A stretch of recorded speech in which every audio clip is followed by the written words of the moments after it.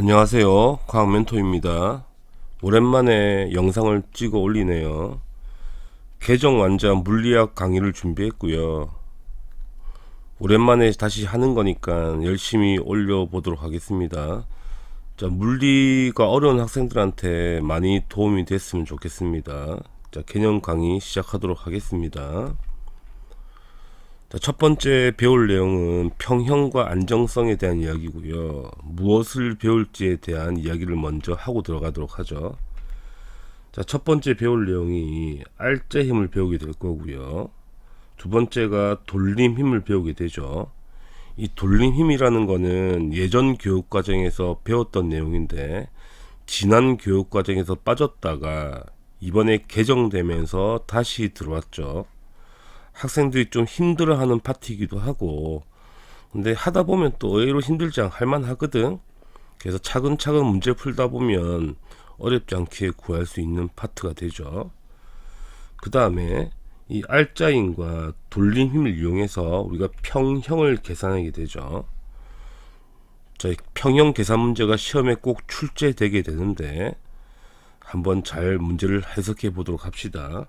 자, 마지막으로는 구조물의 안정성에 대한 얘기를 할 텐데, 구조물이 기하학적으로 어떻게 안정한지 불안정한지를 판단해 보자는 이야기가 됩니다. 이 네 가지를 공부하게 되면 첫 번째 단원이 끝이 나는 겁니다. 한번 차근차근 진행해 봐요. 자, 첫 번째 힘에 대해서 먼저 공부를 할 텐데 한번 읽어 봅시다. 자, 힘이라는 거는 물체의 운동 상태나 모양을 변화시키는 원인이 되는 거죠. 다시 말씀드리면 물체의 힘을 가하게 되면 운동 상태가 변한다는 게 무슨 말이지? 속력이 빨라지거나 또 느려지거나 또는 운동 방향이 바뀌거나 이렇게 변한다는 이야기가 되고, 또는 물체의 모양을 변화시킨다는 이야기죠. 물체가 찌그러진다는 이야기가 되는 거죠. 그 원인이 되는 게 힘이에요. 힘을 좀 더 자세히 보게 되면 우리가 힘은 영어로 폴스라고 하죠. 폴스. 그래서 우리가 앞에 F를 따서 힘을 우리가 F라고 쓰는 거고요. 자, 힘의 단위는 다들 알고 계실 겁니다. 중학교 때 배우죠. 뉴턴이라고 쓰게 되죠. 단위가 뉴턴이라고. 원래 힘의 단위는 이렇게 표현되는 겁니다. 킬로그램 곱하기 미터 퍼 색 제곱이 원래 힘의 단위인데 이걸 줄여서 뉴턴이라고 쓰는 거죠. 자, 단위가 복잡한데 우리가 뒤에서 자세히 배울 거니까 지금은 외울 필요가 없고 이렇구나 정도만 기억하시면 됩니다. 그 다음에 자, 힘이라는 거는 크기도 가지고 있고 방향도 가지고 있는 물리량입니다. 그러니까 힘을 표현할 때는 크기만 가지고도 안 되고 방향만 가지고도 안 되고 둘 다 표현을 해야 된다는 이야기야. 자, 무슨 말이냐고 하면 여기 물체가 있을 때 똑같은 힘을 오른쪽으로 당길 건가 또는 위로 당기냐에 따라서 힘의 효과가 달라지죠. 자, 오른쪽 당기면 물체가 오른쪽으로 가겠고 위로 당기면 위로 갈 거 아니야. 그러니까 운동 상태가 다르단 말이야. 그러니까 방향에 따라서 힘의 효과가 달라질 거니까 방향이 매우 중요하고요. 힘을 표현할 때 방향이 반드시 명시가 돼야 되고, 자, 크기는 당연한 거죠. 힘을 크게 작용하면 속력의 변화가 크게 나타나겠죠. 이건 당연한 거니까. 따라서 힘을 표현할 때는 크기와 방향을 모두 고려해야 된다. 그래서 우리가 물리량 중에 크기와 방향을 모두 가지고 있는 물리량을 우리가 뭐라 부를 거냐면 벡터라고 부를 거다. 벡터. 자, 고2 학생들은 수학에서 기하를 선택하게 되겠죠. 자, 기하를 배우게 되면 벡터를 자세히 배우게 될 텐데, 물론 수학에서 벡터를 배우면 물리를 풀 때 좀 편하겠죠. 근데 배우지 않는다 하더라도 푸는데 전혀 문제가 없습니다. 벡터라고 그러고요. 그러니까 벡터의 물리량이 뭐가 있냐면 대충 방금 했던 힘이 있을 거고요. 그 다음에 통합과학 시간에 배웠던 운동량 있죠. 운동량도 벡터가 됩니다. 자, 앞으로 배울 돌림힘 있죠. 돌림힘도 벡터가 될 거죠. 그래서 매우 많다는 이야기인데 전부 다 외우지 말고 어차피 배우면서 하나씩 알아가는 거니까. 그럼 벡터 말고 크기만 가지고 있는 물리량도 있겠죠. 그걸 우리가 뭐라 부르냐면 스칼라 양이라 불러요. 그러니까 방향은 존재하지 않고 크기만 가지고 있는 물리량을 말하는 거야. 뭐가 있겠어? 질량이 대표적인 스칼라 양이죠. 질량은 방향성이 없는 거잖아. 그지? 크기만 가지고 있는 거잖아. 또는 온도도 스칼라 양일 거고요. 그 다음에 시간도 스칼라 양입니다. 많겠죠, 이런 것들이. 우리가 중학교 때 배웠던 일과 에너지 있죠. 워크, 일도 스칼라 양이고 에너지도 방향이 없는 스칼라 양입니다. 그치? 또 뒤에 자세히 배울 거니까 이런 게 있구나 정도만 기억하시면 돼요. 자, 결론적으로 물리량은 크게 두 종류가 있는데 벡터와 스칼라가 있다. 근데 힘은 무슨 양이다? 벡터다. 이렇게 기억하시면 첫 번째 내용을 하는 거고요. 그럼 우리가 벡터를 표현할 때 어떻게 표현하냐면 이렇게 화살표로 표현하죠. 이렇게 표현하면 직관적으로 이해하기 편하니까. 그치? 그 벡터는 화살표로 표현하는 건데 힘도 벡터니까 힘도 이렇게 화살표로 표현하면 직관적으로 보기 편하다는 이야기죠. 그럼 힘을 화살표로 표현했을 때 이 화살표의 출발점이 있죠. 이 점을 우리가 뭐라 부르냐면 작용점이라 부르는 거고요. 그 다음에 이 화살표의 간격 있죠. 이 간격을 우리가 힘의 크기라고 하는 거고, 그 다음에 이 방향은 당연히 힘의 방향을 제공해 주는 거죠. 그래서 힘은 벡터이기 때문에 이렇게 화살표로 표시하면 직관적으로 힘을 나타낼 수가 있다. 이렇게 되는 겁니다. 당연히 화살표가 큰 거랑 작은 것 중에 큰 게 힘이 세다고 알 수 있는 거니까 충분히 이해가 되죠. 이게 힘이에요. 어렵지 않죠. 자, 그 다음에 이제 알짜 힘에 대해서 공부해 봅시다. 자, 읽어봐요. 한번 책의 내용을. 화물체에 여러 힘이 동시에 작용할 때 이 힘들과 같은 효과를 내는 하나의 힘을 말하는 거죠. 다시 말씀드리면 물체에 여러 개의 힘이 작용할 때 힘을 전부 합쳐서 하나로 표현할 수 있다는 이야기거든. 다시 말하면 힘을 합치라는 이야기야. 그냥 전체를. 그걸 우리가 뭐라 부르냐면 한문으로는 합력이라 하는 거고요. 순수한 우리말로는 뭐라 한다? 알짜 힘이라고 하는 거야. 그러니까 알짜 힘을 더 많이 쓴 표현이 됩니다. 순수한 우리말을 더 많이 써요. 알짜 힘이라고. 합력보다는. 그치? 그럼 어떻게 구할 것인가? 더하기 빼기만 잘하시면 된다고. 첫 번째, 같은 방향으로 두 힘이 작용하면, 자, 방향이 중요한 거야. 다시 말하면 힘의 알점을 구할 때는 작용점은 아무 상관없다. 작용점이 다르다 하더라도 방향은 똑같으면 더하면 되는 거야. 그냥. 자, F1이 오른쪽이고 F2도 오른쪽이니까 두 개 더하시면 된다고. 예를 들어서 F1의 힘이 10N이고 오른쪽으로, F2가 20N이라면 당연히 전체 더해서 30N인 거잖아. 알짜힘은 오른쪽 방향으로 30N이라고 계산하시면 되는 거죠. 아주 간단하죠. 두 번째, 반대 방향으로 작용할 때는 당연히 큰 데서 작은 데를 빼면 되죠. 자, 오른쪽 방향의 힘을 30N이라 하시고 왼쪽을 10N 한다면 당연히 오른쪽이 더 큰 힘인 거니까 오른쪽으로 힘이 작용하겠죠. 따라서 30에서 10을 빼니까 오른쪽 방향으로 20N이 알짜 힘이 되겠다. 이렇게 계산하시면 된다고. 매우 쉽죠. 더하기 빼기만 잘 하시면 되는 거니까. 그 다음에 3개 이상의 힘이 작용할 때는 마찬가지지. 자, 그림 보시면 당연히 오른쪽 힘이 훨씬 더 크게 작용하죠. 그럼 오른쪽 힘을 두 개를 더하면 되겠죠. F1이 30N이라 하고 F3가 5N 하고 F2가 왼쪽 방향으로 10N 한다면 자, 오른쪽 힘의 크기는 35N이고 왼쪽은 10N인 거니까 당연히 큰 데서 작은 데를 빼게 되면 R자의 힘은 오른쪽 방향으로 25N이 계산되겠죠. 이렇게 계산하시면 되는 거라고. 그러니까 같은 방향이면 더해주고 반대 방향이면 큰 데서 작은 데를 빼주시면 R자 힘 계산은 끝나는 거죠. 매우 간단하죠. 우리가 물리학에서는 이 물리학이라는 게 예전에 물리원 과정이거든. 물리원 과정은 1차원만 다루죠. 운동을. 그러니까 직선상에서 왔다 갔다 하기 때문에 R자를 구할 때는 같은 방향이거나 반대 방향만 계산하면 되는 거다. 근데 약간 좀 참고로 약간 심화를 하게 되면 두 힘이 비스듬하게 작용할 때, 예를 들어서 한 개가 이 방향, 한 개가 이 방향으로 작용할 때는 어떻게 합력을 구하는 거냐면 이 힘을 F1, 이걸 F2로 합시다. 그치? 비스듬하게 힘이 작용할 때는 평행 사변을 그려서 이 대각선을 꺼주면 됩니다.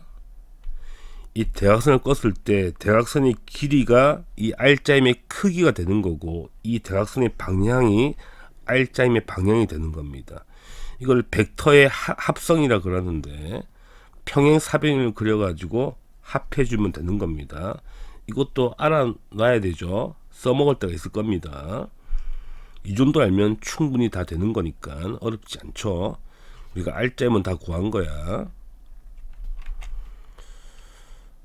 자, 그 다음에 세 번째 R자임과 운동 상태를 보자고요. 읽어보시면 물체에 R자 힘이 작용하면, 다시 말하면 물체에 힘이 작용한다는 이야기죠. 전체 합이 있다는 이야기인 거니까 운동 상태가 당연히 변하죠. 손이 빨라지거나 느려지거나 등등. 근데 만약에 R자임이 0이라는 거죠. R자임이 0이라는 거는 힘이 여러 개 작용하는데 전체 합이 0이라는 이야기야. 그럼 힘을 안 받았다는 이야기잖아. 힘을 안 받았으니까 당연히 물체는 운동 상태를 유지하겠죠. 그러니까 정지한 놈은 계속 정지해 있을 거고 운동하는 놈은 계속 운동하겠죠. 그 운동이 무슨 운동이야? 등속 직선 운동이 되겠습니다. 등속 직선 운동을 다른 말로 등속도 운동을 하는 거다. 또 뒤에 자세히 배우게 되겠죠. 그러니까 조심할 게 뭐냐면 봐봐. 물체가 움직이는데 반대 방향으로 힘을 받아야지 정지하는 거야. 움직일 때 정지한다는 거는 힘을 받았다는 이야기고 움직이는데 힘을 받지 않으면 계속 움직이는 거다. 속력의 변화 없이 계속 직진하면서 등속 운동하는 거야. 이것만 조심하라고. 그치? 이것만 조심하면 됩니다. 이게 첫 번째 내용이 됩니다. 어렵지 않죠? 자, 왼쪽을 한번 보겠습니다.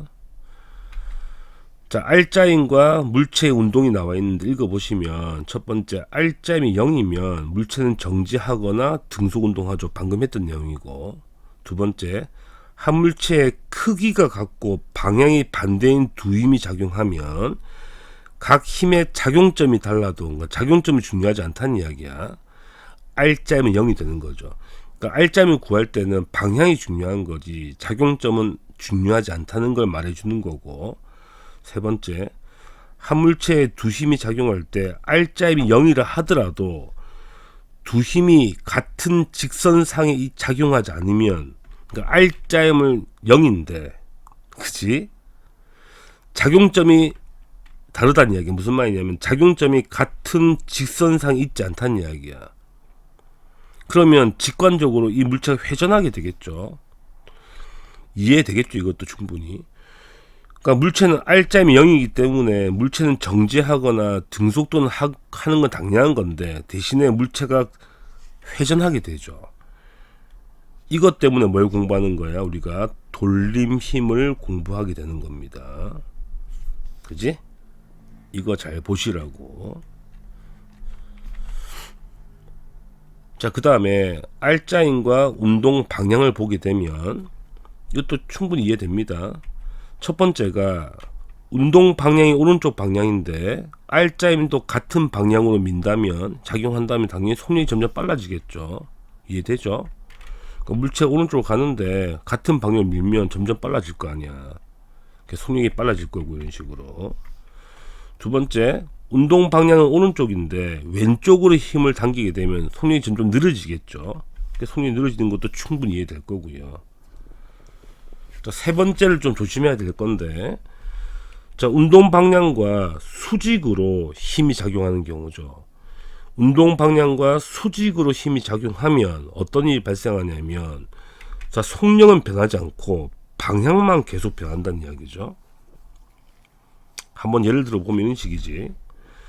자, 물체가 있어. 물체가 오른쪽으로 가고 있는데 이 운동 방향의 수직으로 힘이 작용하면 순간 물체가 살짝 돌아가게 되죠. 또 돌자마자 또 수직으로 힘이 작용하면 또 돌게 되겠죠. 또 수직으로. 그럼 계속 수직으로 작용하면 물체는 계속 돌다가 빙글빙글 돌게 되겠죠. 이런 식으로 빙글빙글. 그러니까 매 순간 운동 방향의 수직으로 힘이 작용하면 물체는 계속 빙글빙글 돌게 되는데 속력은 일정한데 계속 도는 거잖아. 이걸 우리가 뭐라 불러? 등속 원동이라 하는 겁니다. 이런 식이 되겠죠. 그러니까 우리 등속 원동은 운동 방향이 이 원의 접선 방향이 운동 방향이고 매 순간 힘의 방향은 중심을 향하게 되죠. 그러니까 운동 방향이 접선 방향이고 매 순간 힘을 중심을 향하게 된다는 이야기죠. 이게 운동 방향과 힘의 방향이 수직인 경우가 되는 겁니다. 그럼 힘은 계속 중심을 향할 거니까 이 힘을 뭐라 부르냐면 우리가 구심력이라고 부르는 겁니다. 구심력. 자, 구자가 향할 구자거든. 심자가 중심 심자니까 중심을 향하는 힘을 우리가 구심력이라고 그러죠. 그러니까 등속 운동은 속력은 일정하고요. 방향이 계속 바뀌는 운동인 거야. 이걸 우리가 등속 원동이라 하는 겁니다. 그지? 자, 그 다음에 마지막으로 방금 했던 거지. R자임이 0이라는 거는 물체의 힘이 작용하지 않으면 당연히 물체는 정지하거나 등속도 하겠죠. 그지? 이 네 가지 케이스를 잘 보자는 이야기야. 자, 그러면 힘이 우리가 끝났고요. 자, 그 다음에 이제 매우 중요한 돌림 힘을 보도록 합시다. 자, 보시게 되면 돌림 힘의 정의를 보게 되면 물체의 힘이 작용할 때 물체가 회전하는 운동의 원인이죠. 그러니까 회전시키는 원인이 되는 그 물리량을 우리가 돌림 힘이라 하는 겁니다. 그러니까 오른쪽 그림 보시게 되면 우리가 문을 열고 닫을 때 회전하게 되잖아. 그러니까 회전할 때는 반드시 뭐가 필요하냐면 회전축이 필요한 겁니다. 회전축. 그 다음에 회전축이 있어야 되는 거고 힘만 있으면 돌지 않고요. 반드시 뭐가 있어야 돼? 회전팔이 있어야 됩니다. 이 팔이 없으면 절대 못 돌려요. 팔이 반드시 있어야 돼. 그러니까 어떤 물체를 회전시키기 위해서는 회전팔과 힘이 같이 작용해야 되는 거예요. 그치? 돌리게 하는 원인이 돌림 힘이 되는 거고요. 그치? 자, 읽어볼게. 일단은 설명하기 전에 자세하게. 자, 돌림 힘이 발생하려면 회전팔의 방향에 수직인 힘이 작용할 때 돌림 힘이 발생하여 물체가 회전한대. 자, 밑에 그림 보게 되면 회전축이 있죠. 이게 회전팔이고요. 수직으로 힘이 발생한다는 이야기죠. 수직으로 힘을 당기거나 밀어줘야지 이 물체가 회전한다는 이야기 되는 겁니다. 그럼 회전팔은 방향성이 있죠. 회전축에서 힘이 작용하는 지점을 향하는 방향이 무슨 말이다. 이 회전팔도 방향성이 있다는 이야기죠. 회전축에서 힘까지 이 방향이 약속이 되는 거죠. 그러니까 회전팔의 방향성이 있다는 이야기예요. 회전팔이 벡터라는 이야기 됩니다. 당연히 회전팔의 길이가 거리만큼이 크기가 될 거니까. 그래서 회전팔도 크기와 그지 방향을 가지고 있는 벡터가 되는 거라고. 그지? 그 다음에 우리가 재밌는 게 뭐냐면 이 돌림 힘의 크기를 돌림을 구하기 위해서는 어떻게 계산할 거냐면 이 돌림 힘이라는 거는 자, 표현할 때 타우라 쓰고, 그지? 우리가 돌린 힘이 재밌게, 이 영어로는 이게 토크라 하거든. 토크. 영어로 TORQUE라고 씁니다. 토크. 그지? 그 약자를 우리가 이제 T를 쓰게 돼. T를 이제 그리스 문자로 타우라고 쓰게 되는데, 자, 토크란 뜻 자체는 스페인어에서 나온 어원인데, 비틀다는 뜻이거든.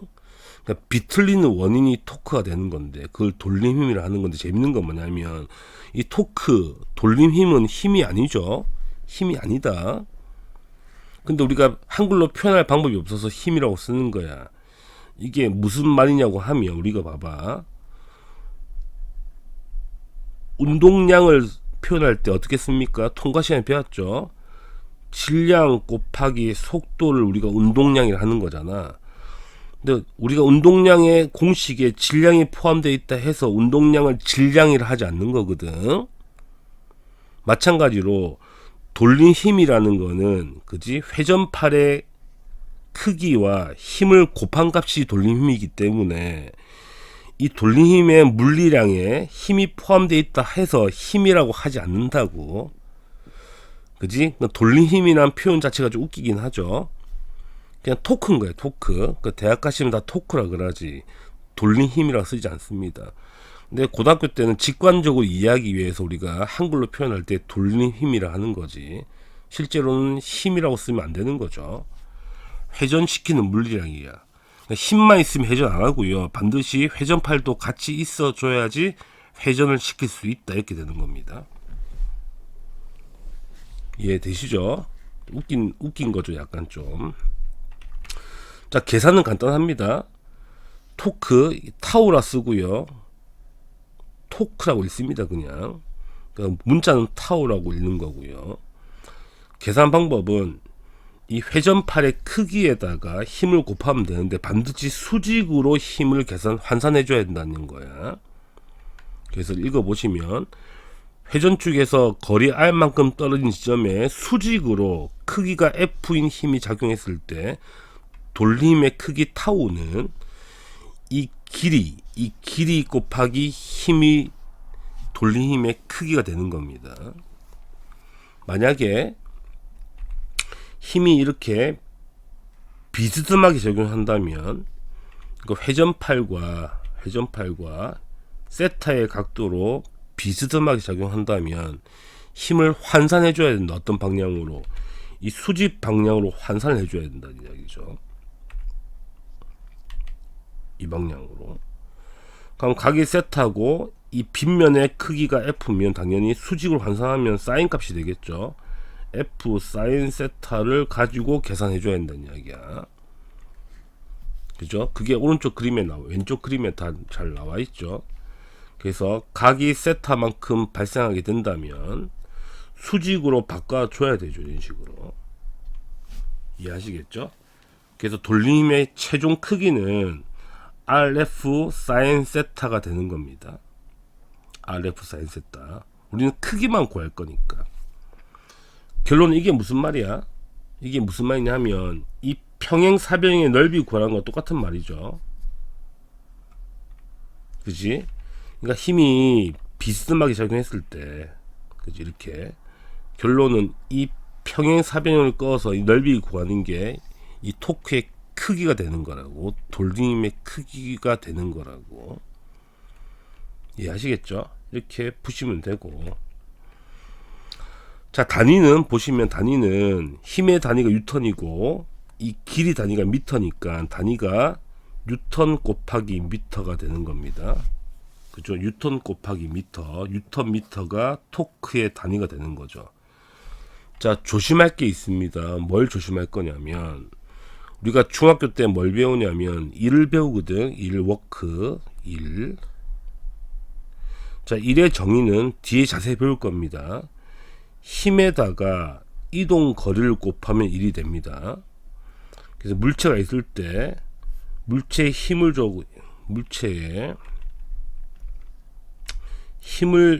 줘서 물체가 S만큼 이동했을 때 한 일의 양은 이렇게 계산되는 거라고.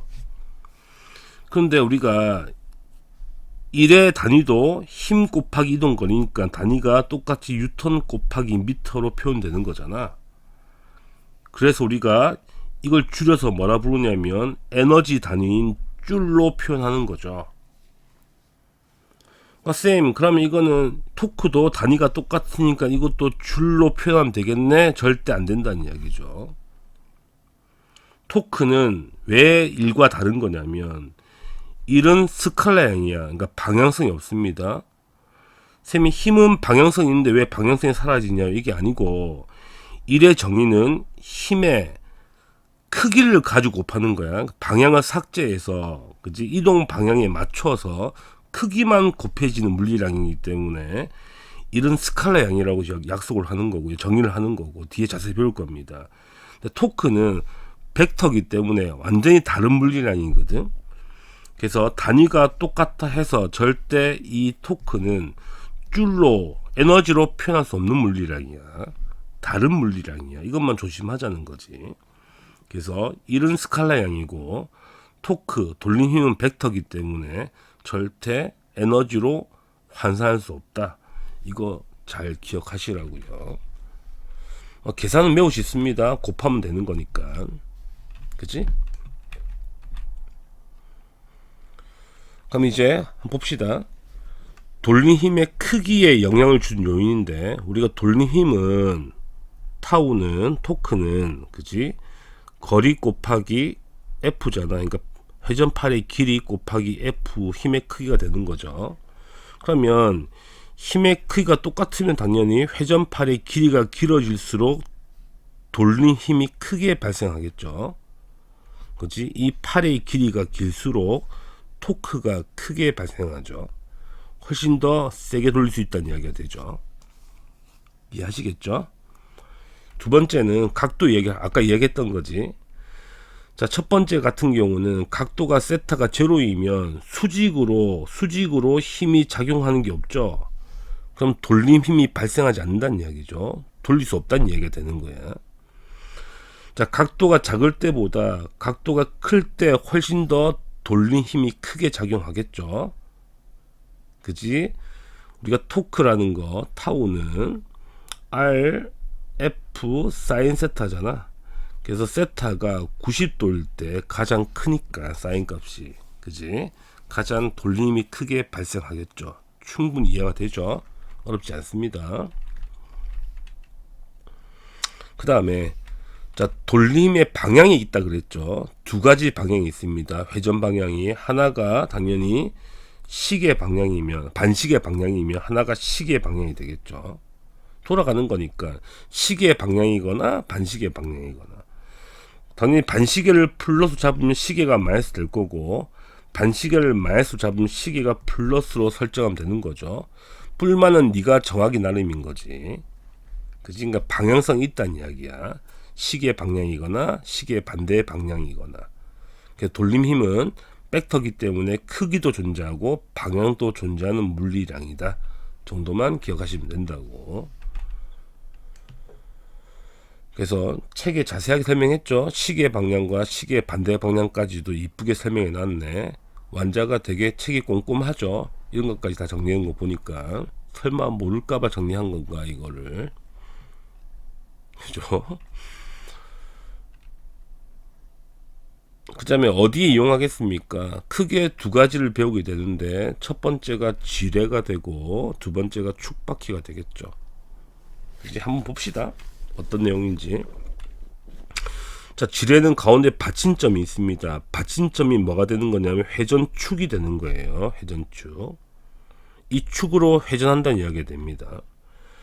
자, 작용점에 물체를 올려놓는 거거든. 자, 물체의 무게가 W야. 그러니까 올려놓으면 이 거리가 B죠. 이게 회전팔의 길이가 되는 거니까. 그러니까 물체가 아래로 힘이 작용하는 거니까 이 물체에 의해서 회전하는 방향은 무슨 방향이야? 시계 방향의 회전이 되겠죠. 그러니까 돌림 힘은 시계 방향으로 돌게 되겠습니다. 가운데 회전축이 있는 거니까. 그 크기는 어떻게 계산한다고? BW가 되겠죠. 회전팔의 길이와 힘의 크기를 곱하면 되는 거니까. 그럼 이놈을 내가 평형을 잡기 위해서는 당연히 힘을 당겨줘야 되는데, 이 힘은 밑으로 일로 작용하면 이 힘에 의한 돌린 힘은 당연히 반시계 방향으로 돌겠죠. 그 크기는 회전판의 길이가 A일 거니까 AF가 됩니다. 그치? 그럼 이게 시계 반대 방향, 이게 시계 방향인 거니까 두 개가 같으면 평형이 되겠죠.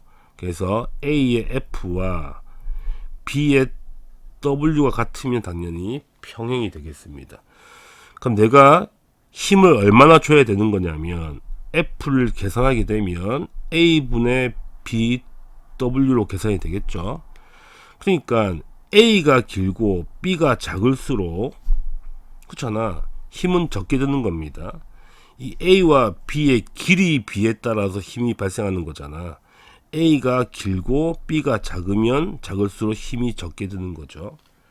그래서 A를 충분히 길게 하면 지구도 들 수 있다는 이야기야. 지구도 지뢰로 들 수 있다는 이야기가 됩니다. 사람 혼자서 이 A의 길이가 무한대로 길어진다면 그런 이야기가 됩니다. 뭐 그럴 일은 없겠지만, 그게 이제 뭐 있습니까? 뭐 병따개, 장도리 같은 거, 가위, 스패너 뭐 이런 거 있겠죠. 그 다음에 축바퀴를 봐요. 자, 바퀴가 두 개가 붙어 있거나 또 세 개가 붙어 있는 게 축바퀴인데 보통 두 개짜리 쓰게 되는데, 봅시다. 똑같죠, 원리가. 자, 반지름의 B가 A, B가 반지름이고요. 안에 작은 바퀴가 있고 바깥에 큰 바퀴가 있습니다. 자, 작은 바퀴에 물체가 매달려 있죠. W가, 무게가 W고요. 그럼 이 물체에 의해서 생기는 돌림 힘은 당연히 이렇게 회전할 거니까 시계 방향으로 회전하겠죠. 그 크기가 BW만큼 발생하죠, 돌림 힘이. 내가 당겨야 하면 시계 반대 방향으로 회전할 거고요. 그 크기는 AF가 되겠습니다. 맞죠? 따라서 똑같은 원리로 AF하고 BW가 같아야 될 거니까 힘의 크기는 똑같은 방법으로 A분의 BW가 되겠죠. 그래서 바깥쪽 축바퀴, 바깥쪽 반지름과 안쪽 반지름의 비율에 따라서 힘이 결정되는 겁니다. 그지? 바깥쪽 반지름이 길면 길수록 힘이 적게 든다는 이야기죠. 이걸 축바퀴를 합니다. 그래서 자동차 운전대, 아버지 자동차 운전대, 이것도 축바퀴고요. 문 손잡이, 드라이버 전부 축바퀴가 되는 거죠. 두 개 이해하시면 됩니다. 자, 인체에 있는 지뢰를 한번 볼까? 한번 봅시다. 우리가 아령을 들자는 운동한다고, 그지? 그러면 이게 팔꿈치가 회전축이 되는 거겠죠. 이 회전축으로 회전을 하게 되는데, 내가 당기는 게 힘점이잖아. 일로 당길 거 아니야, 힘을. 이 방향은 무슨 방향이에요? 이렇게 회전할 거니까 시계의 반대 방향일 거고요. 자, 물체의 무게 때문에 회전하는 거는 아래로 돌겠죠. 이게 시계 방향이죠. 이게 시계 반대 방향이고, 그럼 이놈과 이놈이 돌린 힘이 평형이 되려면 이 크기가 똑같아야 될 거 아니야. 맞죠? 똑같이 돌림 힘으로 평형을 발생시키는 거죠. 재밌는 거는 이 물체를 들기 위해서는 이 거리가 짧아서 힘이 더 많이 들겠죠. 근육을 많이 써야 되겠네. 그지? 힘이 더 많이 드는 지뢰라 보시면 되겠네요. 이것도 다 돌린 힘으로 계산하는 거라는 거, 그것만 잘 기억하시면 됩니다. 별거 없죠. 자, 어디에 들 것인가? 방금 했던 거 병따개, 그 다음에 장도리, 못을 빼는 장도리, 자동차의 운전대, 축바퀴죠 이거는. 그 다음에 드라이버도 축바퀴입니다. 바깥쪽 원이 크면 클수록 훨씬 쉽게 돌릴 수 있겠죠. 안쪽이 작은 원인 거니까. 이것도 축바퀴라고. 이런 것들이 있다, 이렇게 보시면 되죠. 내용은 별거 없습니다. 그치? 계산만 잘 하시면 되고. 자, 문제를 한번 풀어 보도록 하죠. 개념 확인 문제가 되는 거고요. 자, 핵심 체크고요. 자, 한 물체에 여러 힘이 동시에 작용할 때 이 힘들과 같은 효과를 내는 하나의 힘을 뭐라 한다고? 알짜 힘이라고 한다고. 알짜 힘이라고 한다. 두 번째, 자, R자 힘이 0이면 물체의 면은 무엇은 변하지 않겠니? 운동 상태가 변하지 않겠죠. 정지한 놈은 계속 정지할 거고 운동한 놈은 계속 운동할 거다, 이런 이야기가 되죠. 세 번째, 물체의 힘이 작용할 때 물체가 회전하는 운동의 원인이 되는 거잖아. 이게 토크죠. 돌림 힘이 되는 겁니다. 네 번째, 회전팔의 방향에 수직인 힘이 작용할 때 당연히 토크가 발생하죠. 돌림 힘이 발생한다. 다섯 번째, 회전파리가 뭐할수록 길수록 회전팔의 수직인 힘의 크기가 클수록이겠죠. 클수록 돌림 힘의 크기가 크다는 이야기가 되고요. 그 다음에 수평을 이루는 지뢰에서 지뢰에 누르는 힘과 물체의 무게가 지뢰에 작용하는 돌림 힘은 서로 크기가 같고 방향은 반대가 되겠죠. 그 다음에 땡땡땡을 구하라는 건데, 지뢰와 같은 원리로 돌림 힘을 얻는 장치로 큰 바퀴와 작은 바퀴가 나왔으니까 뭐겠니? 축바퀴가 되겠죠. 축바퀴 되겠고요. 큰 바퀴의 반지름이 작은 바퀴의 반지름보다 클수록 작은 힘으로 작은 바퀴에 연결되는 물체를 들 수가 있다는 이야기가 됩니다. 어렵지 않죠? 1번 보겠습니다. 자, 그린 가와 나와 같이 물체의 크기가 3N, 4N의 힘이 나란히 작용한다. 뭘 구하자? R자인 구하자는 거죠. 매우 쉽죠. 가는 오른쪽으로 3과 4가 작용하니까 크기만 구할 거니까 7N이 R자임이 되겠죠. 그 다음 나는 오른쪽 4고 왼쪽 3이니까 4에서 3을 빼게 되면 오른쪽으로 1N의 R자임이 작용한다. 크기만 구하는 거니까 크기만 구하시면 됩니다.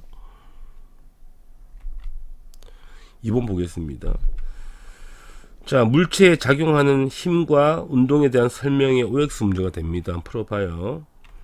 1번, R자 힘은 한 물체에 작용하는 모든 힘의 합력이다. 맞는 표현이죠. 2번, 물체의 운동 방향으로 R자 힘이 작용하면 물체의 속력이 빨라지는 것도 당연한 거고. 3번, 자, 물체의 운동 방향에 수직으로 힘이 작용하면 물체의 운동 방향과 속력이 모두 변한다. 틀렸죠. 운동 방향은 변하지만 속력은 변하지 않죠. 틀렸다. 4번, 자, 물체에 작용하는 R자임이 0이면 물체는 정지하거나 또는 등속도를 하겠죠. 자, 책에는 답이 맞다고 되어 있으니까 정지하거나란 말을 넣어 놓자는 이야기야. 약간 오류가 있는 것 같아. 그치? 3번 보겠습니다. 자, 마찬가지로 R자임 구하는 거죠. 자, 정지에 있다는 거니까 R자임이 0이 됐다는 이야기잖아. 그치? 그럼 오른쪽으로 3N, 왼쪽으로 1N 당기면 R자임이 0이 되기 위해서는 F는 얼마가 되겠니? 당연히 2N이 되겠죠. 그래야지 합이 0이 될 거니까 아주 쉬운 문제가 되고. 4번 보겠습니다. 자, 그림은 막대 한쪽 끝에 회전축이 여기 있네. 회전축 여기 보이시고요. 자, 5N을 당기죠. 수직으로 당기죠. 뭘 구하자는 이야기야? 돌림 힘의 크기를 구하자는 거야. 자, 돌림 힘 타우는 거리 곱하기 힘의 크기가 되잖아. 그래서 회전팔의 길이가 0점이고 곱하기 힘은 5잖아. 곱하면 되죠. 그래서 1Nm 가 됩니다. 아주 쉽죠. 5번 보겠습니다. 자, 물체에 작용하는 돌림 힘에 대한 설명이 OX 문제가 되죠. 1번, 회전팔의 길이는 물체의 무게 중심으로부터 힘이 작용하는 지점까지 거리가 아니고요. 길이가 아니고 회전축에서의 길이가 되는 거죠. 그게 틀렸다. 무게 중심이 아니야. 회전축에서의 길이를 말하는 거니까. 2번, 회전팔의 길이가 길수록 돌림 힘의 크기는 당연히 길어지죠. 커지죠. 맞는 표현이고요. 3번. 자, 물체에 작용하는 알짜 힘의 방향이 회전팔과 나란하면 돌린 힘은 발생하지 않죠. 그지? 나란하면 각이 없으면 힘이 작용하지 않는다. 돌린 힘이 작용하지 않는다는 이야기야. 여기까지 정리하시면 되겠습니다. 6번. 축바퀴 내용이 나오는 거고요. 그 축바퀴는 반지름이 다른 두 바퀴를 하나의 회전축에 연결한 것이다. 자, 바퀴의 반지름이 클수록, 그지? 클수록 바퀴에 작용하는 돌림의 크기가 크다고 나와 있고요. 또 바퀴에 작용하는 힘의 크기가 클수록 돌림의 크기가 크다는 이야기가 되죠. 아주 쉬운 문제가 됩니다. 그치? 이렇게 정리하시면 되죠. 자, 물체의 이제 평형에 대한 공부를 해보도록 합시다.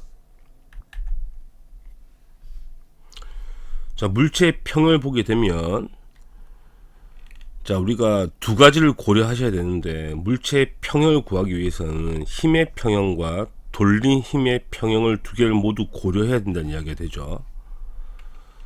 자, 힘의 평형이라는 거는 알짜 힘이 0이 되는 게 힘의 평형이야. 읽어보시면 물체의 크기가 같고 방향이 반대인 두 힘이 작용하면 평형이 되는 거잖아. 그때를 우리가 알짜 힘 0이라는 거죠.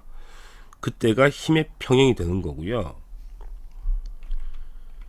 자, 돌림 힘의 평형은, 자, 방금 했던 거죠. 시계 방향의 힘과 돌림 힘과 반시계 방향의 돌림 힘이 합이 0이 돼야 된다는 이야기지.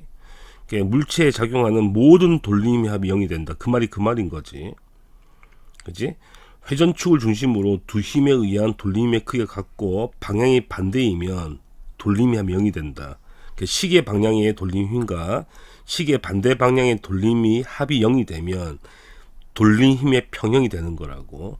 이 두 가지를 고려해야 전체 평형이 된다. 다시 말하면 역학적 평형에 도달한다는 이야기가 되는 거예요.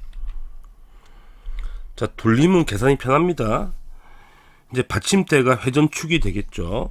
회전축이 될 겁니다. 이렇게 여자 A가 힘이 300N을 아래로 향하니까 돌린 힘은 시계 반대 방향으로 2 곱하기 300이 될 거니까 150이 작용할 거고요.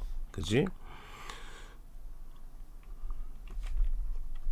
단위까지 쓰면 150이 아니고 300 곱하기 2니까 600이 되겠죠. 600 뉴턴 미터가 돌림 힘이 될 것이고, 남학생 B는 당연히 이 방향으로 시계 방향으로 돌림 힘이 발생하겠죠. 회전축이 여기 가운데 있으니까 이게 600 곱하기 R이 이거랑 같아야 되는 거죠. 그치? 같아야지 평형이 되는 거잖아. 그래서 거리가 1m가 되는 걸 충분히 계산할 수 있겠죠. 어려운 거 아닌 거니까. 그래서 무게가 2대 1대 2가 되면 회전팔의 길이는 2대 1이 되는 겁니다. 그쵸? 우리가 경험적으로 무거운 애가 앞에 앉아야 되는 거잖아. 평형을 유지하려면. 이건 알고 있는 거죠.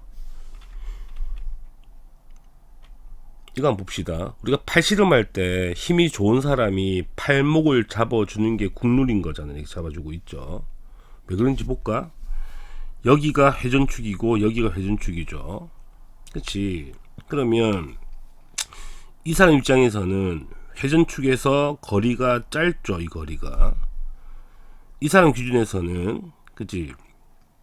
회전축에서 거리가 길잖아. 이렇게. 그러니까 왼쪽 사람은 이 거리가 짧기 때문에 이걸 그치? 이 상대편을 넘어뜨리기 위해서는 힘이 많이 들겠죠. 돌리기 위해서는. 근데 오른쪽 사람 입장에서는 이 길이가 길기 때문에, 팔의 길이가 길기 때문에 힘을 적게 줘도 충분히 돌릴 수 있는 거잖아. 이해하시겠죠? 이것도 돌린 힘을 이용하는 거죠. 엄청 많이 쓰는 거니까. 그 다음에 힘의 평형과 돌린 힘의 관계인데, 첫 번째 경우는 작용선이 같은 경우죠. 그지? 그러니까 힘의 방향 양쪽 서로 반대 방향이야. 힘의 크기도 똑같아. 근데 우리가 작용점을 고려했을 때, 이 작용점이잖아. 서로의 작용점이, 그러니까 여기 작용점이라 하면 서로의 작용점이 직선을 만들었을 때 같은 라인에 있다는 거잖아. 이걸 우리가 작용선이 같다 그러는 거거든. 그럼 당연히 정지하거나 등속운동 하겠죠. 회전도 안 할 겁니다. 회전도 하지 않겠죠. 근데 작용선이 다르면 힘의 크기는 같다 하더라도 R점이 0이 된다 하더라도 회전을 하게 되겠죠. 이런 식으로 이렇게 돌아가게 될 거 아니겠니? 그치? 그래서 회전한다는 정도만 기억하시면 되겠네. 그림 보고 어렵지 않습니다. 그럼 결론은 뭐다? 역학적 평형이 너무 중요하죠. 그냥 평형이 아니고 물체가 역학적 평형, 진짜 가만있기 위한 조건 두 가지를 고려해야 한다는 거야. R점이 0이 되든가, 그러니까 힘의 평형과 돌림의 평을 둘 다 고려해야지 역학적 평형에 도달한다는 이야기가 되는 거죠. 두 개 다 모두 만족해야 한다는 이야기야. 그지? 따라서 결론은 이겁니다.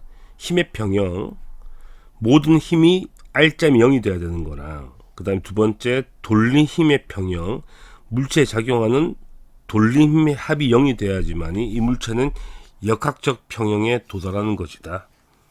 이 두 개가 핵심이 되겠죠. 예를 한번 봅시다. 자, 현재 이게 크레인이죠. 크레인인데, 자, 일단은 왼쪽에 물체 라지 M이 달려있고 오른쪽에 물체 스몰 M이 달려있습니다. 우리가 무게를 계산할 때는 그치? 이 물체의 질량에다가 중력가속도 G를 곱하는 거라서 이 방향으로 라지 mg가 무게가 되고요. 이 스몰 m은 당연히 이 방향으로 스몰 mg가 무게가 되는 거예요. 그치? 그럼 일단은 첫 번째 고려할 게 뭘 고려해야 돼? R자임을 고려해야 되는데 가만히 있다는 거는 R자임이 0이 됐다는 얘기잖아. 그럼 아래 방향 mg, 아래 방향 스몰 mg, 그러니까 아래 방향으로 라지 mg, 아래 방향으로 스몰 mg가 누르는데 이 힘을 상쇄시키기 위해서는 윗방향으로 버텨줘야 되겠죠. 얼마만큼 버텨줘야 돼? 당연히 라지 mg 더하기 스몰 mg만큼을 버텨줘야 돼. 누가 버텨줘야 돼? 이 받침점에서 버텨줘야 된다고. 그지? 그래서 물체를 수직으로 떠받치는 힘을 우리가 뭐라 부르냐면 수직항력이라 부르는 거예요. 그래서 아래 방향 힘하고 위에 방향 힘이 똑같아야 되는 거죠. 이 힘을 뭐라 그런다고? 수직항력이라고 하는 거라고. 수직항력. 말이 좀 어렵죠. 수직으로 받친 힘을 전부 다 수직항력이라는 겁니다. 이게 첫 번째 조건이 되는 거죠. R자 힘이 0이 돼야 된다는 거. 자, 수직항력이 자주 나올 거니까 좀 더 자세히 공부하게 되면 이런 겁니다. 자, 물체가 있어. 물체가 2kg짜리가 있다 치자고. 그러니까 무게가 아래 방향으로 20N이겠죠. 물론 중력 가속도를 10으로 계산한다면 질량 곱하기 중력 가속도가 무게가 되는 겁니다. 이건 상식으로 알고 계시죠.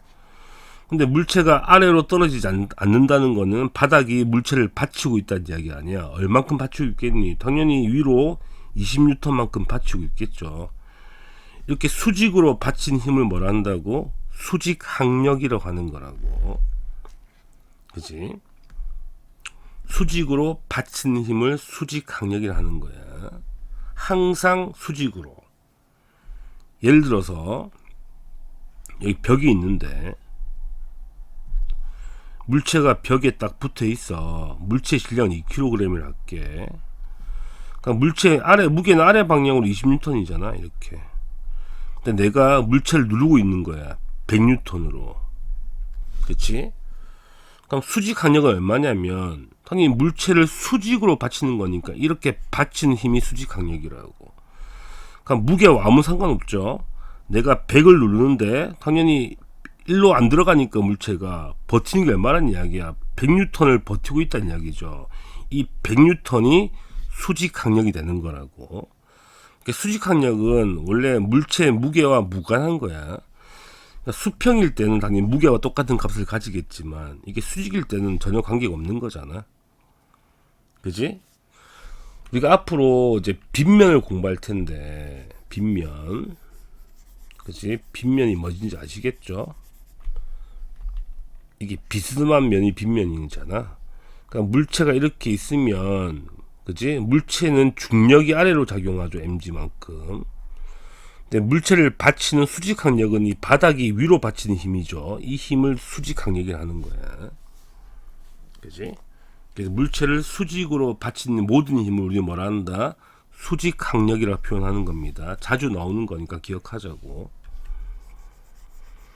그 다음에 이제 첫 번째 R자임의 평형을 구했단 말이에요. 이렇게. 두 번째 돌림 힘의 평형을 또 계산해야 되겠죠. 자, 왼쪽에 있는 질량 라지 m짜리 돌림 힘은 이 방향이 작용하는 거죠. 시계 반대 방향으로 R1m이 되는 거고요. 그 다음에 오른쪽에 있는 질량 스몰 m짜리는 시계 반대 방향 이 방향으로 회전하겠죠. 이게 회전 가운데 회전축인 거니까 이거는 R2 스몰 m이 되겠습니다. 이 힘의 크기가 같아야 되죠. 이 돌린 힘은 두 개가 같아야 된다. 이게 돌린 힘의 평형인 거야. 이 두 개를 모두 고려해서 둘 다 평형이 되면 뭐가 된 거야? 이 물체는 역학적 평형에 도달했다는 이야기가 됩니다. 이렇게 계산을 하시면 되는 거라고. 자, 몇 번 계산하시면 되게 쉬울 거예요. 처음에 어렵지만 별거 없습니다. 힘만 잘 끌어내시면 충분히 쉽게 계산할 수 있다는 이야기죠. 자, 그 다음에 구조물의 안정성에 대한 이야기를 합시다. 자, 무게 중심에 대한 이야기를 할 텐데, 자, 무게 중심은 말 그대로 무게의 중심을 말하는 건데, 읽어보죠. 자, 무게 중심은 물체를 이루는 입자들의 전체 무게가 한 곳에 있다고 볼 수 있는 점이잖아. 그러니까 무게가 한 곳에 집중되어 있다고 간주하는 점을 우리가 무게 중심이라 하는 거야. 그지? 보통 대칭인 물체 이런 것들 육면체거나 구 같은 경우는 대칭성을 가지고 있기 때문에 무게 중심이 딱 가운데 있죠. 이 가운데 있는 겁니다. 이런 식으로. 근데 이게 오른쪽에 야구 배트처럼 대칭성이 없는 거는 당연히 좀 무거운 쪽에 무게 중심이 돌려 있겠습니다. 이건 충분히 예상 가능하죠. 우리가 무게 중심을 정확하게 구할 필요는 없지만 대충 어디 있는지는 알고 계셔야 되는 거니까. 그쵸?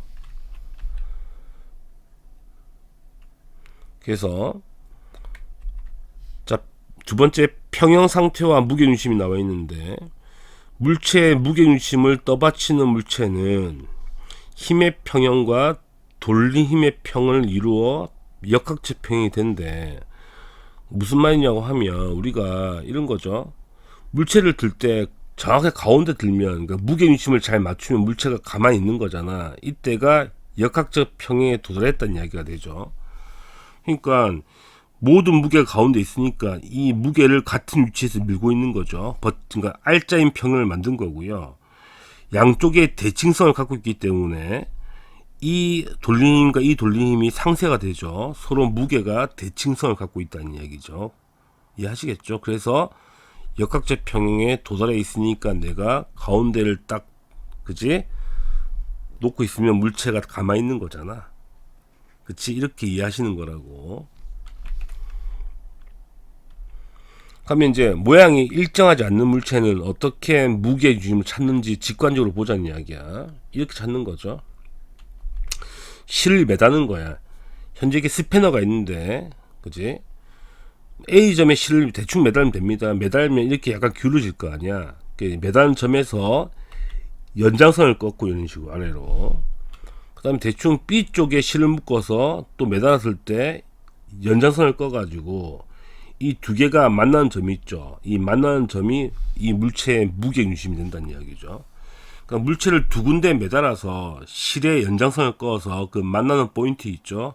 그 포인트가 무게 중심이 된다는 이야기죠. 이렇게 무게 중심을 대충 계산하는 거야. 아시겠죠?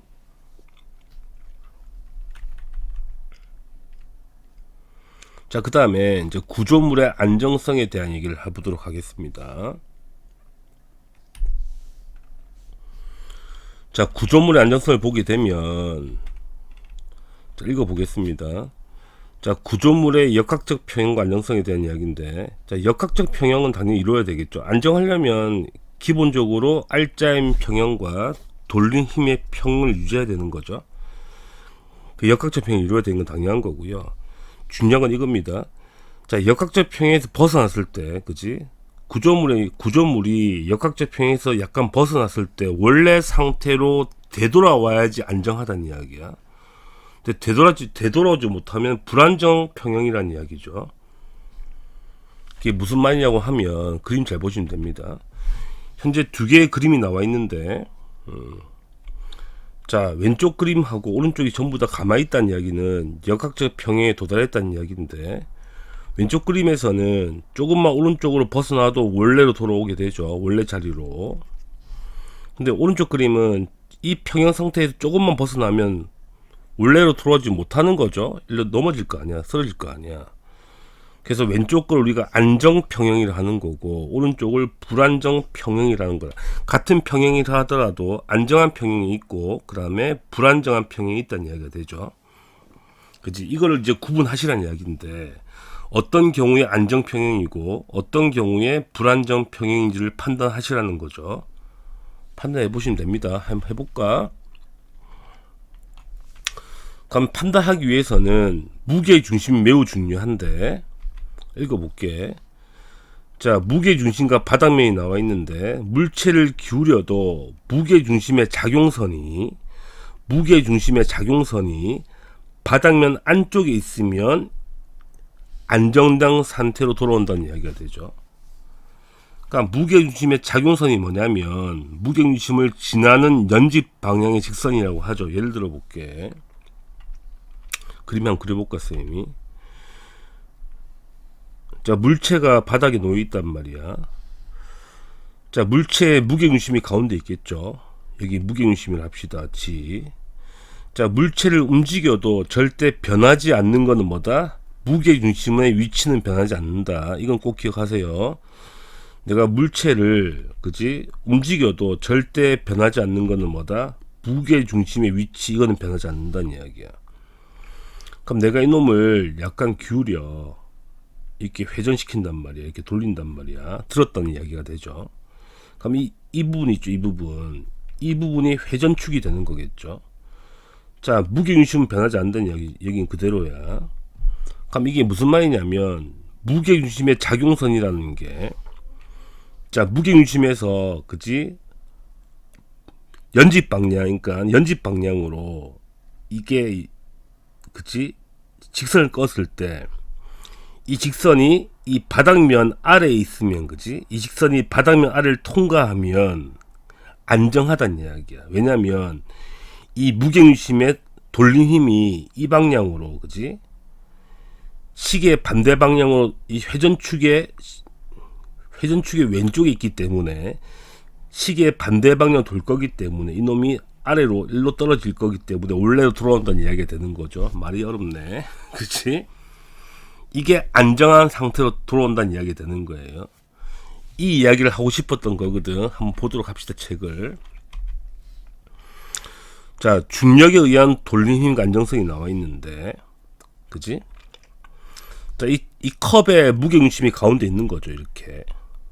아이고야. 가운데 있는 거죠. 이게 회전축이 되는 겁니다. 그러면 이 무게중심이 이 회전축 기준으로 왼쪽에 있으면, 연장선 껐을 때 바닥면 아래로 통과하면 이게 안정하다는 이야기고, 이게 무게중심이 오른쪽에 있으면 당연히 이 연장선 껐을 때 바닥면을 벗어나는 거니까 이놈이 오른쪽으로 쓰러진다는 이야기가 되죠. 이해하시겠죠? 회전축 기준으로 회전축을 잘 보셔야 되겠고요. 이 무게중심이 이 바닥면 아래를 통과하게 되면 연장한 직선이 원래로 돌아오게 되고, 이 벗어나면 쓰러진다는 이야기가 됩니다. 이런 이야기를 하고 싶었던 거고, 좀 더 자세히 봅시다.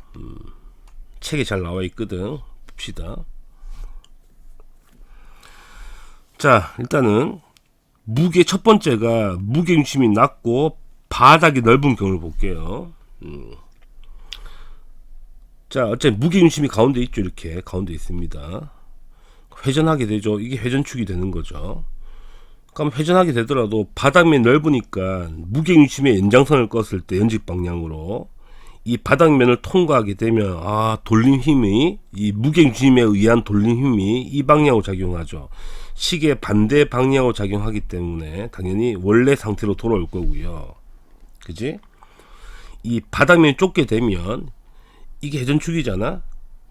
회전축을 기준으로 오른쪽에 놓게 되면, 그지? 이 무게중심의 연직선이, 그지? 바닥면을 벗어나게 되죠. 그러면 이 무게중심에 의한 돌림 힘이 시계 방향으로 돌 거기 때문에, 그지? 이놈이 넘어지겠죠. 오른쪽으로. 이렇게 판단하라는 이야기야. 그러니까 회전축을 기준으로 무게중심이 오른쪽에 있냐 왼쪽에 있냐 판단하는 이야기죠. 그지? 판단하게 되면 이게 원래도 돌아올 것인가 아니면 쓰러질 것인가를 판단할 수가 있다는 이야기가 됩니다. 몇 번 문제 풀다 보면 쉽게 판단 가능해요. 어렵지 않습니다.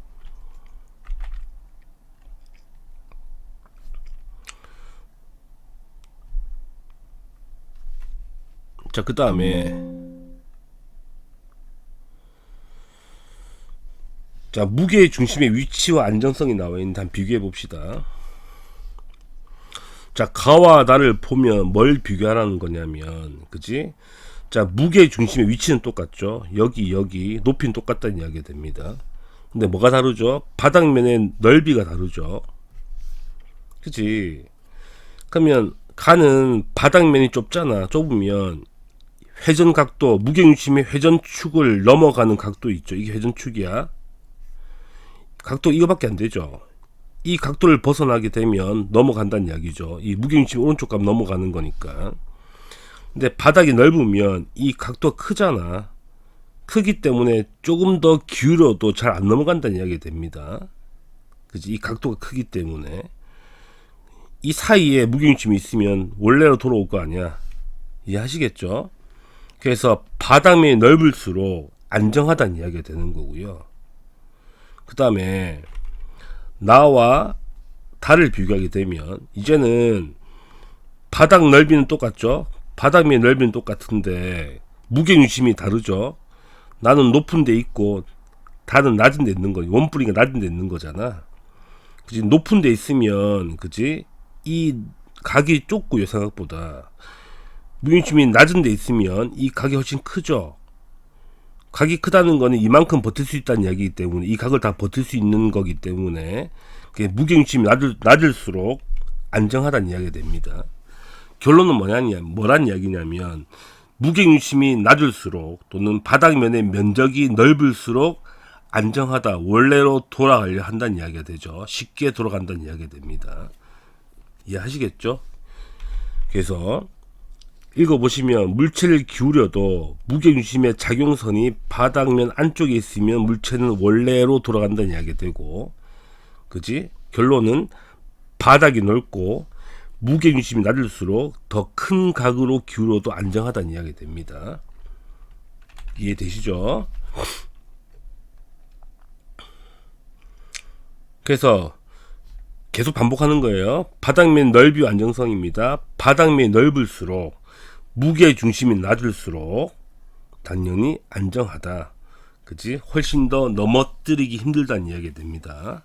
그 계속 반복하고 있는 겁니다. 충분히 이해가 될 거라 믿어요. 그러면 이제 복원력이란 게 뭐냐면 원래 상태로 돌아가려는 돌림 힘을 우리가 복원력이라 하는 겁니다. 한번 볼까? 자, 복원력이라는 거는 평형 위치에서 벗어난 물체를 원래 위치로 되돌리는 방향으로 작용하는 힘을 우리가 복원력이라 하는 거죠. 그지? 그래서 복원력에 의한 돌림힘과 안정성이라 나와 있는데, 자, 역학적 평형을 벗어난다 하더라도 복원력에 의한 돌림힘에 물체가 원래 상태로 되돌아가려는 방향으로 작용하면 물체는 안정적이죠. 그러니까 복원력이 원래 상태로 되돌아가는 방향으로 작용하면 이게 안정평형이 되는 거고요. 그렇지 않으면 불안정평형이 되는 거란 이야기지. 복원력의 방향이 중요하다는 이야기죠. 그걸 판단하라는 이야기가 됩니다. 자, 배를 한번 보도록 하죠.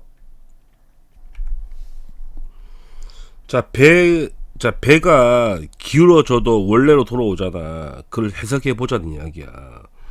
자, 배를 해석하려면 우리가 뭘 아셔야 되냐면 부력을 좀 아셔야 되는데 한번 볼까? 자, 강의가 되게 길어지긴 하죠.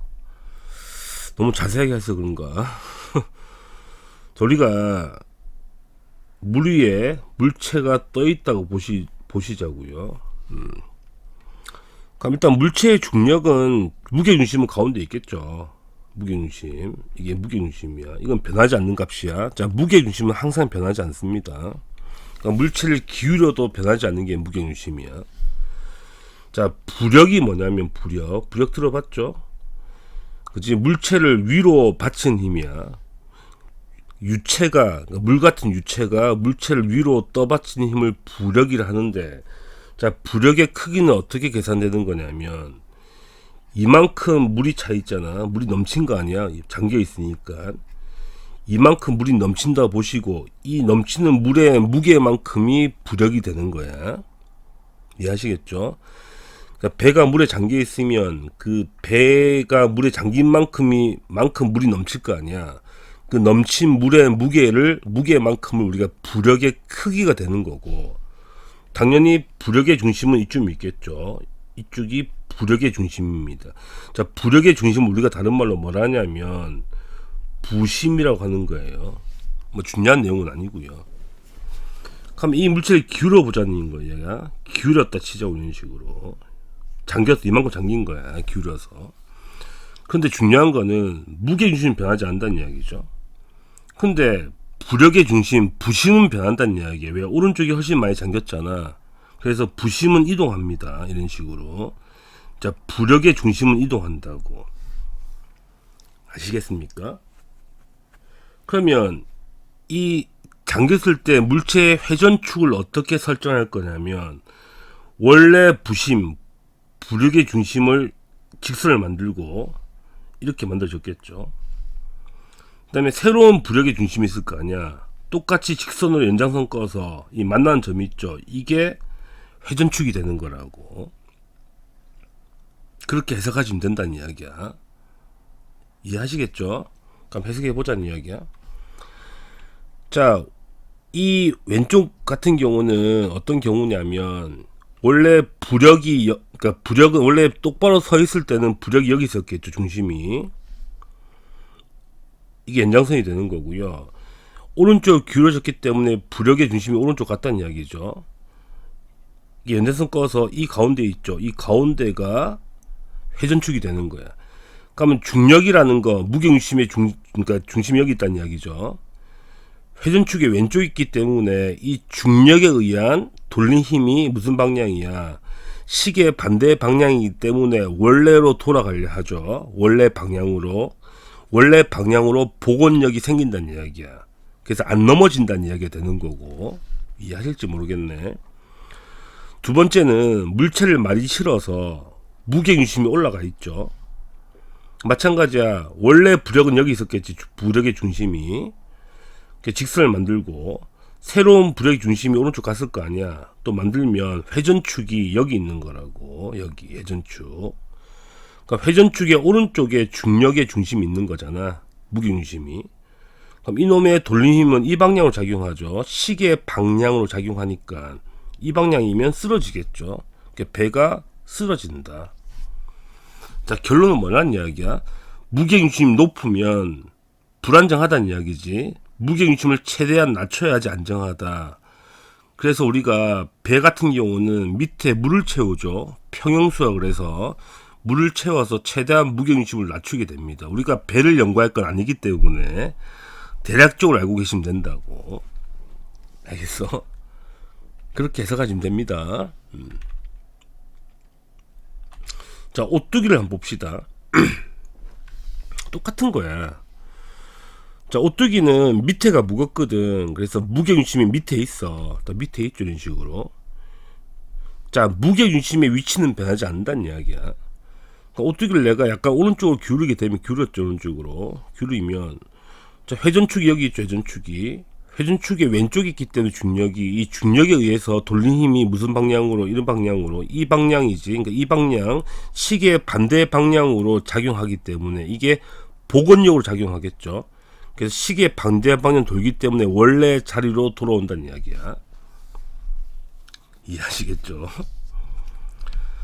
그 다음에 오른쪽 걸 봅시다. 추 모양이 특이하죠. 자, 위에 작은 추가 달려 있고 왼쪽에 큰 추가 두 개 달려 있어요. 가운데 이게 회전축이 되겠죠. 그럼 이 세 개의 추로 된 물체의 무게중심 어디 있겠니? 대략적으로 이쯤 안 있겠습니까? 이쯤.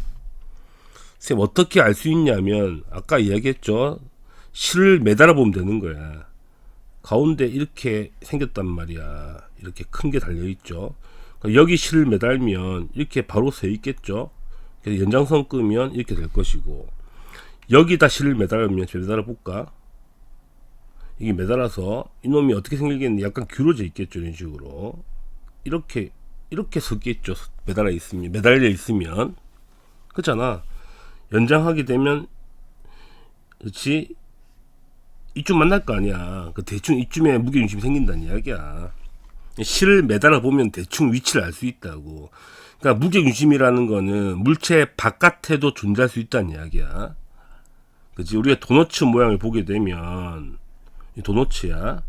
이 도너츠 모양의 무게중심은 가운데 있거든. 그러니까 물체 외부에도 무게중심이 존재한다는 이야기가 되죠. 그럼 물체의 기하학적 모양에 따라 달라진다는 이야기죠. 그치? 그럼 내가 이걸 이렇게 회전했어. 회전축이 가운데 회전축이야. 그러니까 무게중심이 밑에 있는 거니까. 그치? 무게중심 때문에 생기는 돌림 힘은 당연히 이 방향이잖아. 시계 반대 방향이기 때문에 원래 방향으로 돌아가려는 복원력으로 작용하게 되는 거죠. 그러니까 추가 원래 방향으로 돌아간다는 이야기 되는 거지.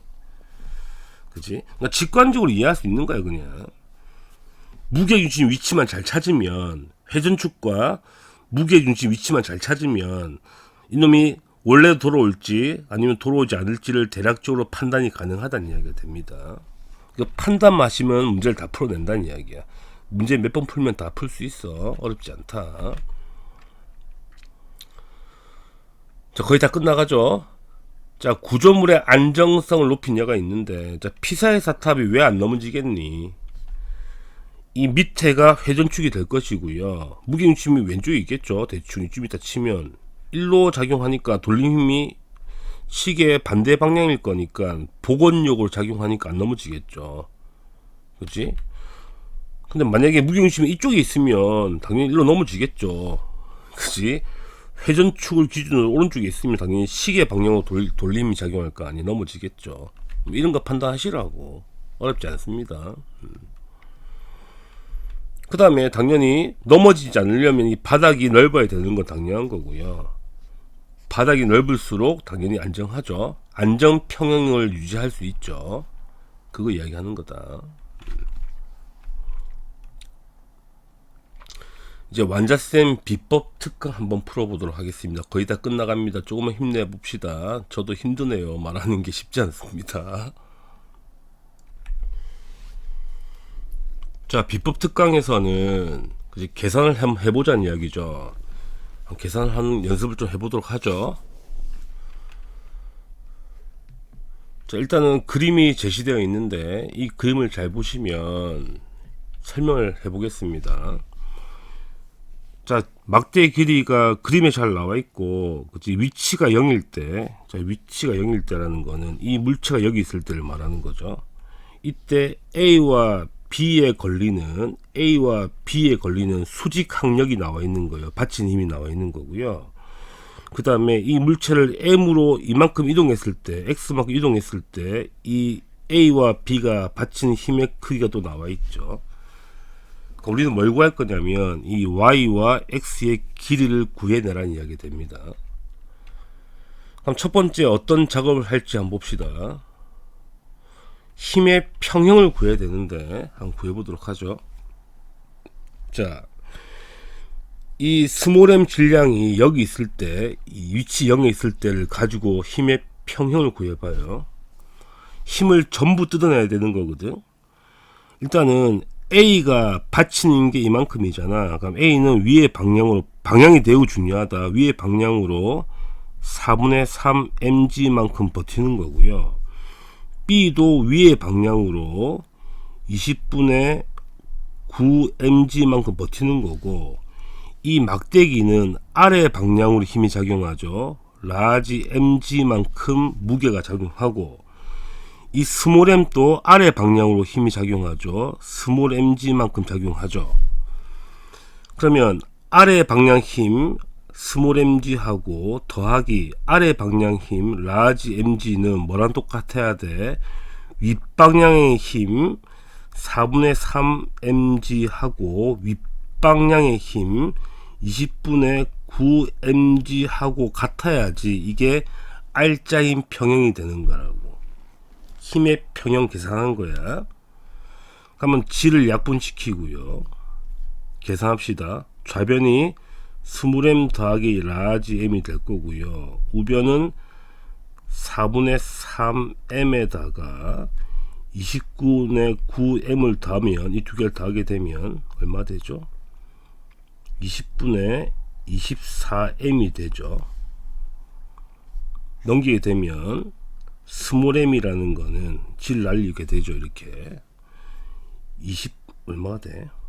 20분의 4m이 되어서 5분의 1m이 되는 거죠.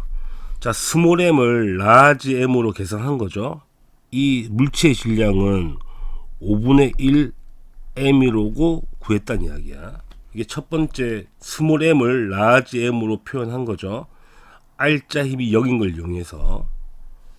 그러니까 이해되시죠? 지우겠습니다. 지우기 빡세네. 자, 그 다음에 돌림 힘을 구해봅시다. 평형을. 자, 마찬가지로 위치 0일 때를 기준으로 y를 먼저 구하는 거야. 자, 돌림 힘을 구할 때는 회전축을 잡아야 되는데, 자, 중요한 거는 회전축을 어디에 잡든 간에 항상 돌림 힘은 0이 떠야 돼. 평형이 떠야 된다는 이야기야. 축은 네가 잡기 나름인 거야. 쌤이 축을 어디 잡을 거냐면 이 A 있죠. 이 점을 축으로 잡겠다는 이야기가 되죠. 그러면 자, 이 막대기 있죠. 큰 막대기. 이 큰 막대기에 무게 중심을 잡아야 되거든. 자, 무게 중심은 가운데란 말이야. 가운데. 그러니까 막대기의 총 길이가 얼마냐면 막대기의 총 길이는 20L 플러스 Y가 되죠. 그러면 이 총 길이의 정확하게 중간 지점 나누기 1을 하게 되면 막대기의 무게중심 위치가 나온다는 이야기야. 이 위치가 나온다는 이야기야. 됐죠?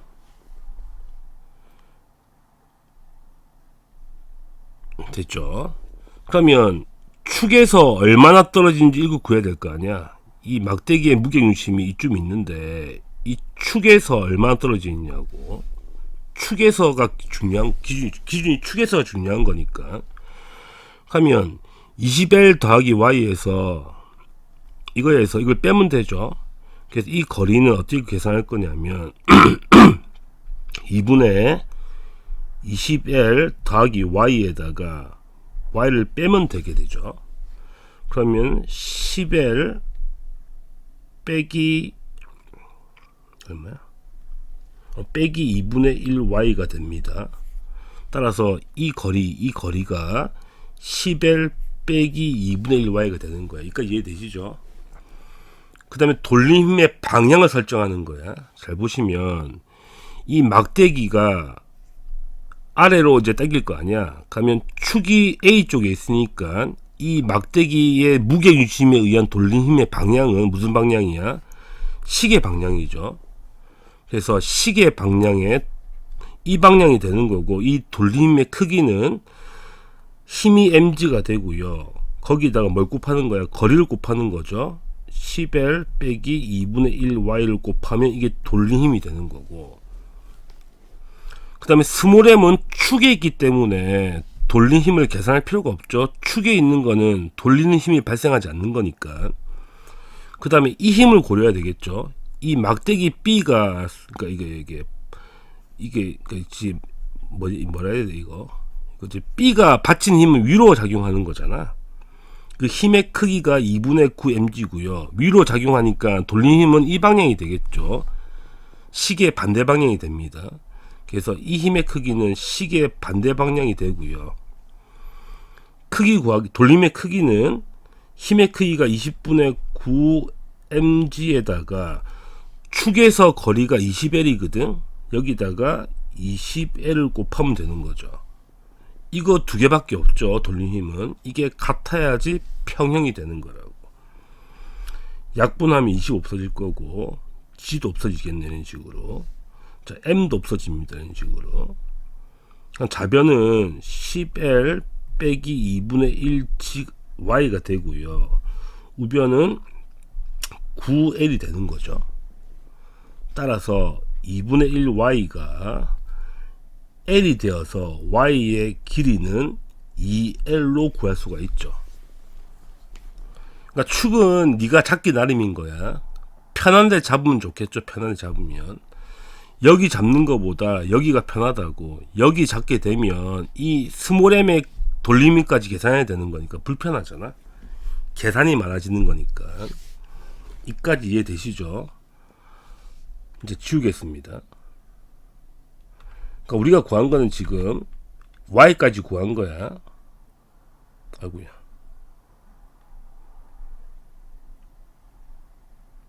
그럼 X를 구해야 되죠. X.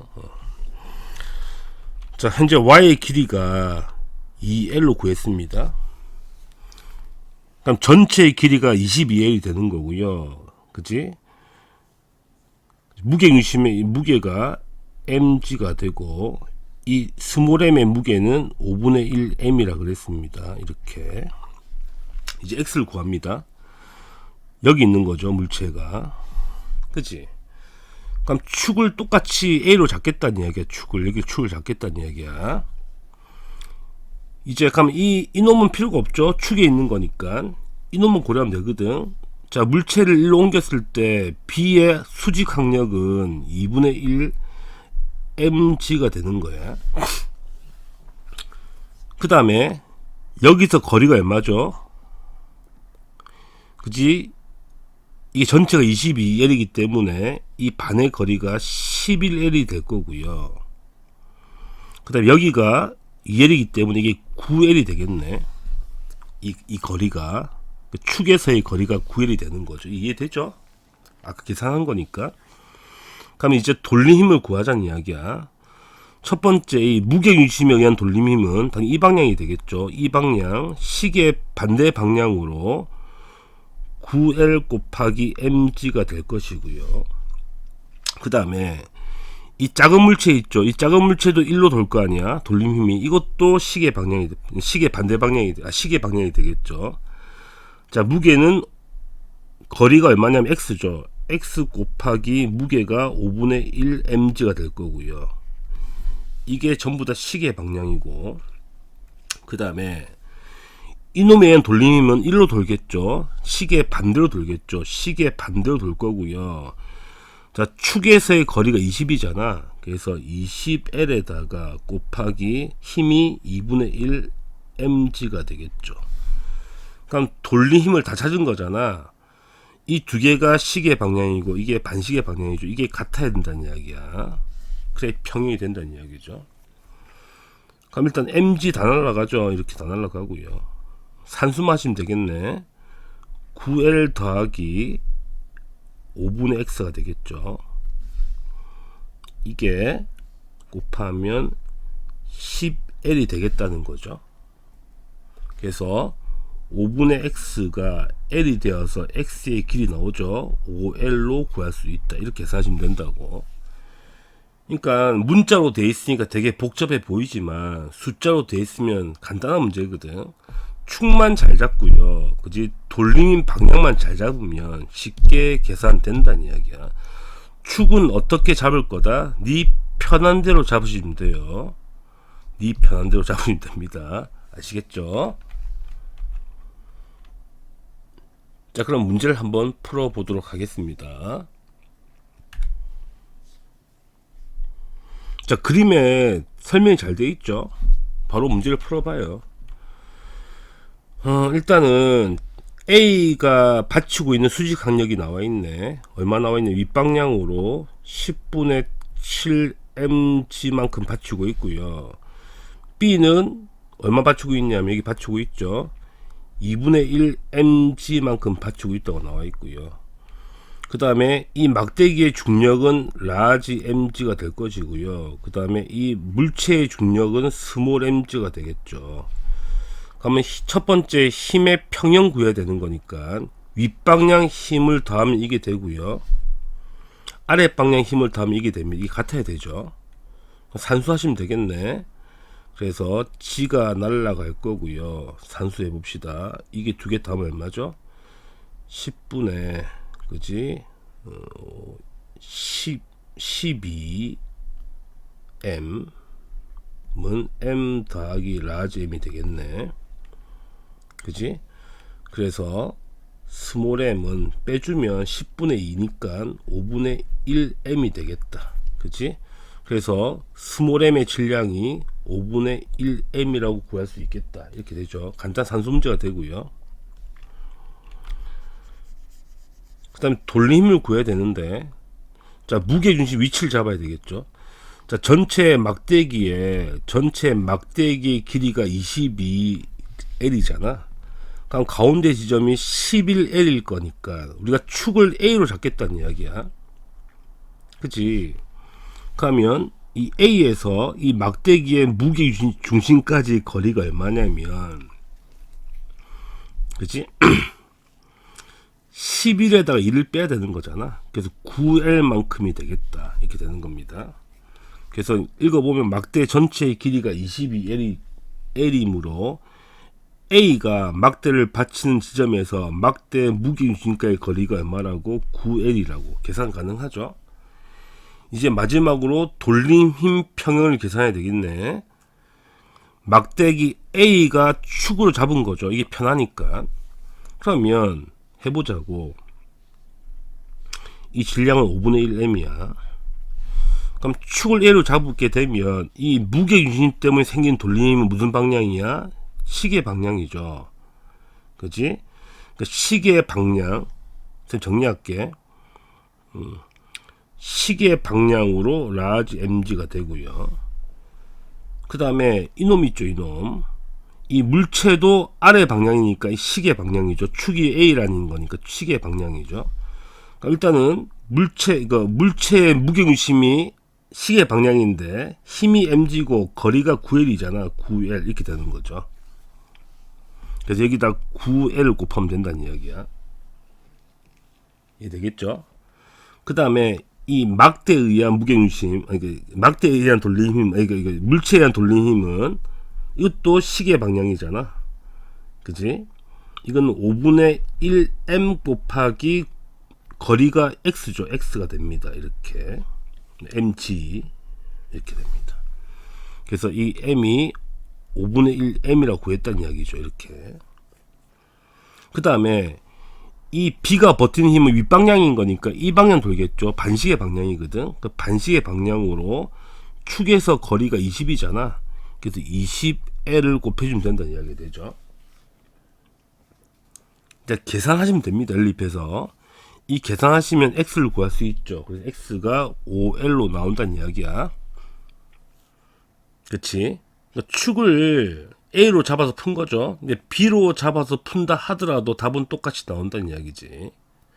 아시겠죠? 이렇게 산수하시면 됩니다. 자, 개념 확인 문제 한번 풀어보도록 하죠. 자, 핵심 체크를 봅시다.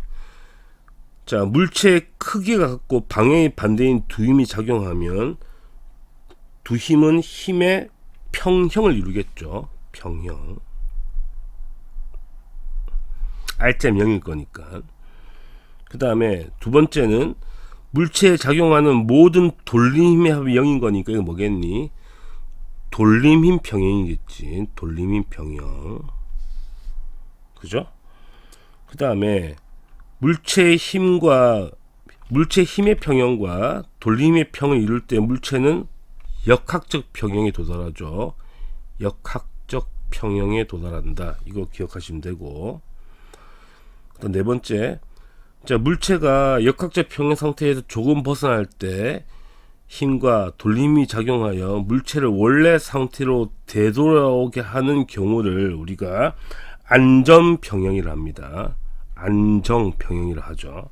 이것도 배운 내용이고, 그다음에 물체를 이루는 입자들의 전체 무게가 한 곳에 있다고 볼 수 있는 점은 뭐라 한다고? 무게 중심이라 한다고. 무게 중심이라고 하는 거고요.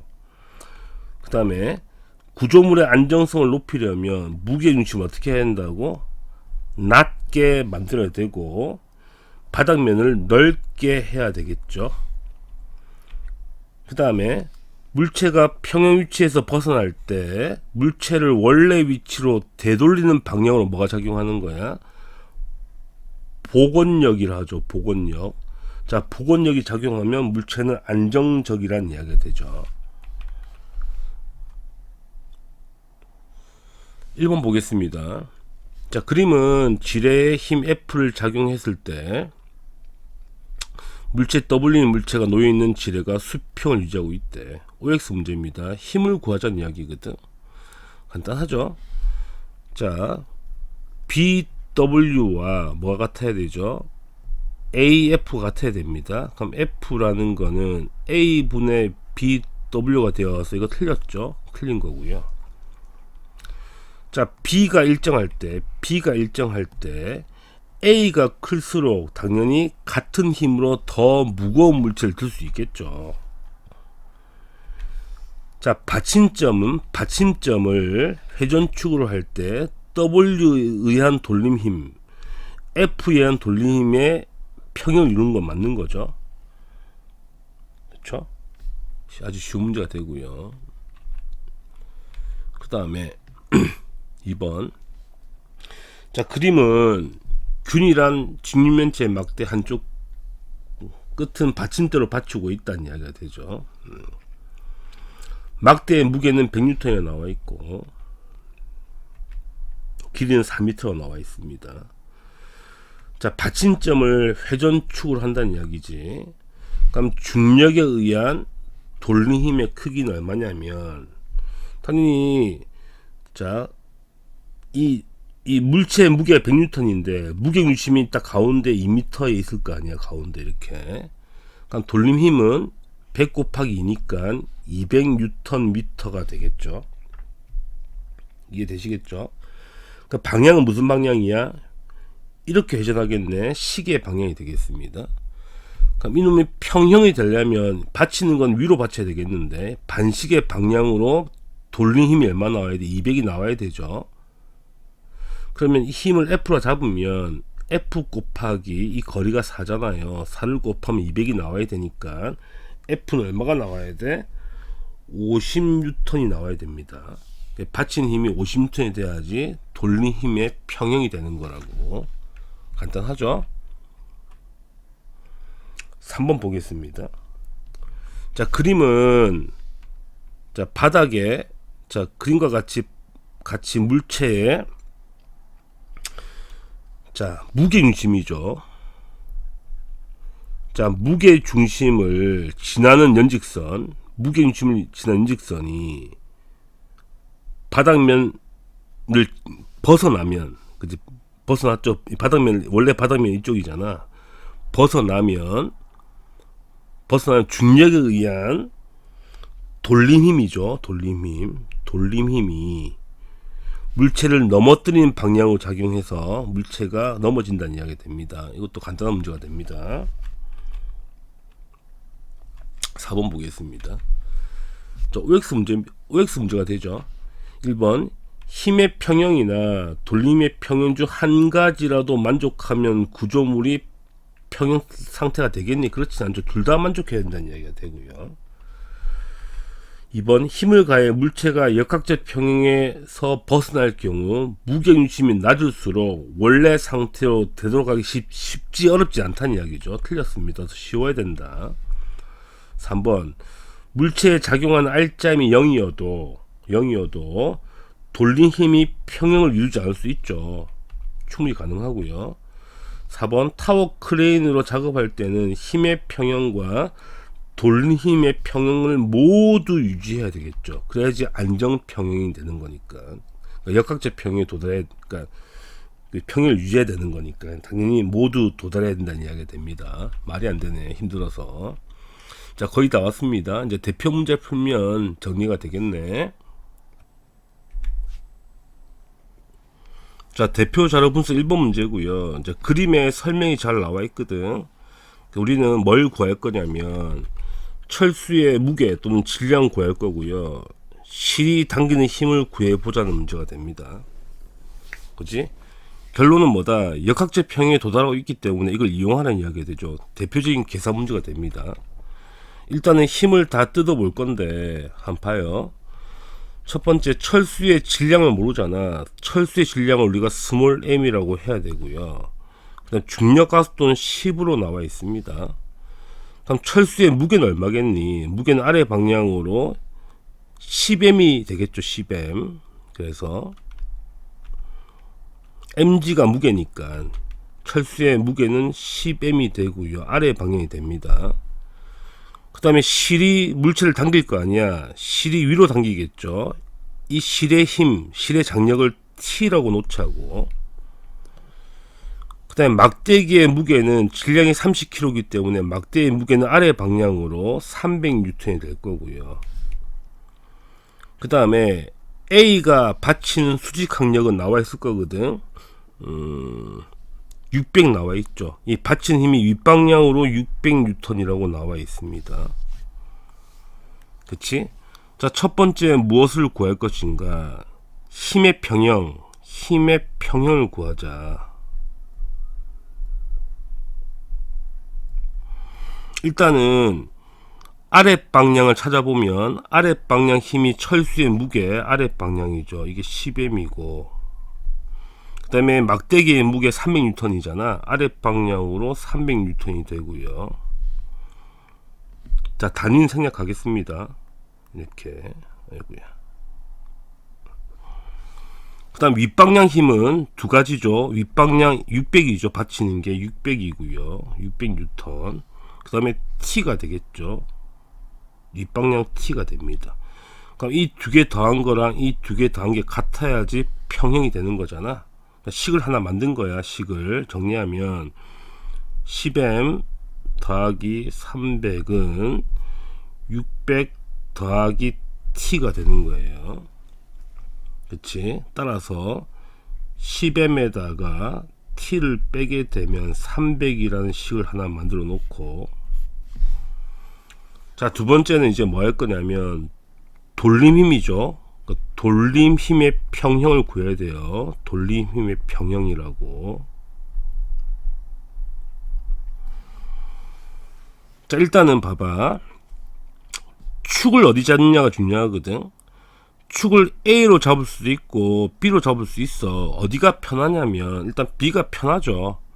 왜냐하면 A로 잡으면 T에 의한 힘에 의한 돌림도 계산을 해야 되잖아. T는 미지수거든. 근데 B를 기준 잡은 축을 B로 잡게 되면 T는 계산할 필요가 없거든. 축에 있기 때문에 돌림 힘을 계산할 필요가 없어. 그래 편하다는 이야기지. 근데 A를 계산해서 아무 상관없다. 계산 똑같이 답이 나옵니다. 그래서 B를 이제 기준 잡으면 좀 편하다는 이야기가 됩니다. 그럼 뜯어보자는 거야. 자, B를 축으로 잡았을 때, B를 축으로 잡으면, 그치? A는 윗방향이잖아. 그래서 A의 돌림 힘은 시계의 방향이 되죠. 그래서 시계의 방향으로 힘의 크기 600이고요. 600 곱하기 거리가 B에서 거리를 계산하는 거야. 거리가 8이죠. 8. 이렇게 되고요. 됐죠? 자, 철수의 돌림 힘은 아랫방향이죠. 그러니까 이 방향으로 회전하겠죠. 이 방향으로. B가 축인 거니까. 그래서 시계의 반대 방향이 된다는 이야기야. 이 방향이 되죠. 그래서 자, 거리가 얼마냐면 이게, 그지? 8에서 2를 빼야 되니까 6이 되겠습니다. 그래서 10m 곱하기 6이 될 거고요. 돌림의 크기가. 그 다음에 이 막대기의 무게중심은 전체 막대기 길이가 12m니까, 그지? 이 B에서 거리가 얼마겠니? 그지? 가운데 6이니까 4가 되겠죠. 이 거리가 4m가 되는 거잖아. 이 거리 4m다. 4m. 중심이 6m가 되는 거니까. 그치? 이건 무슨 방향이야? 이 방향은 이 방향이죠. 시계 반대 방향이죠. 이것도 이 방향이죠. 막대기의 무게에 의한 돌림 힘은 300 곱하기 4가 됩니다. 다 찾았죠? 이게 같아야 되는 거죠. 더한 값이. 따라서 68 4800이 되고요. 60m이 되고 더하기 1200이 되겠네. 됐죠? 그래서 m이 얼마 나오죠? 60m이라는 거는 3600이 나와서, 그치? 질량 m은 60kg이 되겠습니다. 그래서 일단은 철수의 무게는, 질량은 60kg을 구했죠. 60kg 이렇게 구했습니다. 그럼 장력도 이제 구할 수 있겠죠. 이게 60이기 때문에, 그치? 600에다가 장력을 빼게 되면 300이 나올 거니까 장력의 크기는 300N이 되겠다는 이야기야. 실이 당기는 힘이 300N, 이걸 다 구해낸 거죠. 이해하시겠죠? 이거 계산하는 문제가 되는 거니까. 그럼 문제를 보게 되면 다 구한 것 같습니다. 자, B로부터 막대의 중심까지 거리, 그래서 B로부터 막대 중심까지 거리가 4m가 되고요. 4m. 그다음 철수까지 거리는 6m가 되는 거예요. 두 번째, 철수의 질량은 아까 이야기했습니다. 60kg이 되고요. 막대기에 작용하는 힘의 크기는, 자, 막대기에 작용하는 거는 중력이잖아. 뭘 구하라는 거지? 아, 평면 조건 쓰라는 거네. 선생님이 문제를 다 풀었으니까 알아서 잘 쓰시면 되고. 자, 회전축 어디가 편하다고? B가 편하다고. 근데 A를 잡아도 아무 상관없습니다. 이런 문제 안 나오겠죠. 축은 네가 마음대로 잡으면 됩니다. 답은 똑같이 나올 거니까. 근데 B로 잡으면 편하다는 이야기지 그냥. 따라서 철수의 질량은 몇 킬로 나왔죠? 60kg 나온 거고요. 실의 장력 얼마 나왔지? 300이 나왔다는 이야기죠. 계산 다 한 거니까 계산 잘 보시면 됩니다. 그 다음 OX 문제를 마무리 해봐요. 자, 1번 역학적 평형을 이루고 있는 물체에 작용하는 모든 힘의 합력 0이다. 맞는 거고요. 딩동댕. 2번 역학적 평형을 이루고 있는 물체의 돌림의 합은 회전축마다 다르다. 그렇지 않죠. 돌림의 합은 이것도 0이 돼야 되죠. 어디를 잡든 간에 합은 0이 돼야 되니까 틀렸고요. 3번 회전하지 않고 정지해 있는 물체에 여러 힘이 동시에 작용할 때 회전축이 어느 점이냐에 따라 각 힘에 의한 돌림 힘은 다르죠. 거리가, 회전축에 따라 거리가 달라질 거니까 각각의 돌림 힘은 다르다는 이야기가 맞다. 돌림의 합은 0인 거지만 각각의 돌림 힘은 달라. 조심하라고, 헷갈리지 말라고. 4번 자, 평형 상태에 있는 물체의 회전축을 어느 점으로 잡아도 돌림의 합은 0이 되는 거죠. 평형 상태니까. 5번 힘의 평형은 이루지 않고 돌림 힘의 평형만 이루면 물체는 제자리 회전이 틀렸죠. 회전하지 않지만 물체는 움직이겠지. 힘의 평형이 안 됐기 때문에 물체는 움직이는 거야. 회전하지 않고 움직인다. 이렇게 되는 거죠. 자, 그 다음에 마지막으로 대표 자료 2번을 분석해 봐요. 읽어보시면, 자, 그림은 타워 크레인이 나와 있는데, 자, 평형추의 질량이 라지 m, 스몰 m이라고 잘 나와 있죠. 여기 이렇게. 그래서 그 다음에 받침대에서 거리가 나와 있습니다. 거리가 여기 R2, R1 나와 있죠. 이렇게. 자, 회전팔의 질량은 다 무시한다고 나와 있죠. 그러면 결론은 뭐냐면, 문제를 바로 풀어봅시다. 이거는 뭘 묻는지 봐야 되는 거니까. 첫 번째, 타워 크레인의 받침대가 회전팔을 받치는 힘의 크기를 구하라는 이야기야. 구해보죠. 이 왼쪽의 평형추의 무게가 스몰 mg가 될 거고 오른쪽의 평형추의 무게는 아래 방향으로 라지 mg가 될 것이야. 그러면 타워 크레인의 무게는 이거 팔의 무게는 무시한다 했으니까 아래 방향 힘의 크기가 라지 mg 더하기 스몰 mg가 되죠. 이 크기만큼을 받쳐줘야 되죠. 떠받친 힘의 크기는 이거 됩니다. 똑같은 힘만큼 받쳐줘야 되는 거니까 이게 수직 강력이라는 이야기지. 첫 번째 답이 되는 거고요. 그 다음에 두 번째 풀게 되면, 자, 받침대의 중앙점을 회전축으로 했을 때 돌린 힘의 평형을 유지하기는 조건은 당연히 왼쪽의 평형추는 시계 반대 방향으로 돌린 힘이 발생하고 오른쪽은 시계 방향으로 발생하죠. 이게 같아야 되는 거죠. 그래서 mg하고 뭐가 똑같아야 돼? 라지 mg가 똑같으면 돌린 힘의 평형이 되는 겁니다. 이까지도 뭐 어렵지 않죠.